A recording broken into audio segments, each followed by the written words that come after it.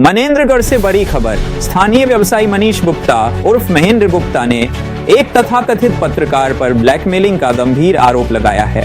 गुप्ता का कहना है कि आयकर सर्वे की कार्रवाई के नाम पर उनकी छवि धूमिल करने की कोशिश की गई और खबर न चलाने के एवज में 3 लाख रुपए की मांग की गई। उन्होंने स्पष्ट किया कि उनके घर से कोई आपत्तिजनक दस्तावेज जब्त नहीं हुआ और यह सब एक सुनियोजित साजिश है। मनीष गुप्ता अब मानहानि का मुकदमा दर्ज कराने की तैयारी में है। इस खुलासे के बाद मीडिया और जांच एजेंसियों में हड़कंप मचा हुआ है। यूनाइटेड न्यूज ऑफ एशिया के लिए मनेंद्रगढ़ से प्रदीप पाटकर की रिपोर्ट। इनकम टैक्स के विभाग के अधिकारी आए थे सर्वे करने, क्या मामला था? और सोशल मीडिया में कुछ चैनलों के द्वारा अफवाहें फैलाई जा रही हैं, क्या कहेंगे आप?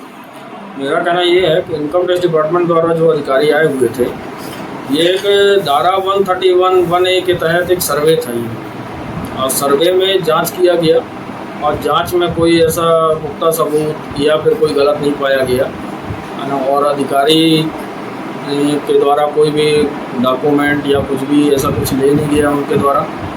और ये जो पत्रकारों के द्वारा ये जो सोशल मीडिया पर अफवाहें चलाई जा रही हैं, ये सरासर झूठ है, ठीक है। और पत्रकारों द्वारा जो गलत चीज़ें इन पर लिखा गया है कि फर्जी रिफंड या लोगों की आईडी और पासवर्ड का दुरुपयोग किया गया, तो मैं बताना चाहूँगा कि लोगों की आईडी और पासवर्ड आप दुरुपयोग कर ही नहीं सकते जब तक वो सामने वाला अपना डॉक्यूमेंट नहीं देगा या फिर सामने वाला आधार OTP नहीं देगा, तब तक उसका लॉगिंग नहीं होगा या फाइल नहीं होगी। सारा कुछ वो कस्टमर की जानकारी पर ही होता है और कस्टमर जब सामने होता है तभी उसी के सामने फाइल किया जाता है पूरा डिटेल लेकर, और डिटेल देने के बाद सारा कुछ फाइल करने के बाद उनको एक्नॉलेजमेंट दिया जाता है।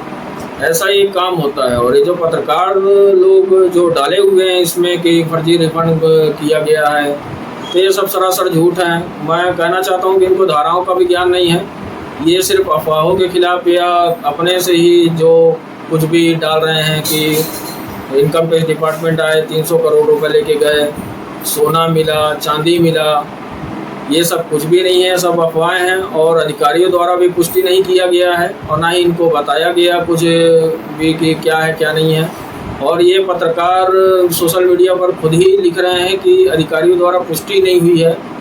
जब अधिकारी द्वारा पुष्टि ही नहीं हुई है तो इस चीज़ को आप साबित कैसे करेंगे कि ये फर्जी रिफंड है या 300 करोड़ रुपए लेकर गए हैं या सोना मिला या चांदी मिला है ना। ये सब जो कुछ कथित पत्रकार हैं जो बड़े चैनल वाले, ये जब हमारे यहाँ सर्वे हुआ था दिनांक 14 जुलाई 2025 को, मतलब कल, तो ये पत्रकार सुबह से ही मेरे को रात तक पूरा ब्लैकमेल किए हैं कि आप 3 लाख रुपए दो तो आपका ये वीडियो जो है हम वायरल नहीं करेंगे और आपकी छवि धूमिल नहीं करेंगे। यदि आप पैसा नहीं देते हो तो आपकी छवि धूमिल करेंगे, जिसमें व्यापारियों में भी बड़ा आक्रोश होगा, आपका व्यापार ख़त्म कर देंगे।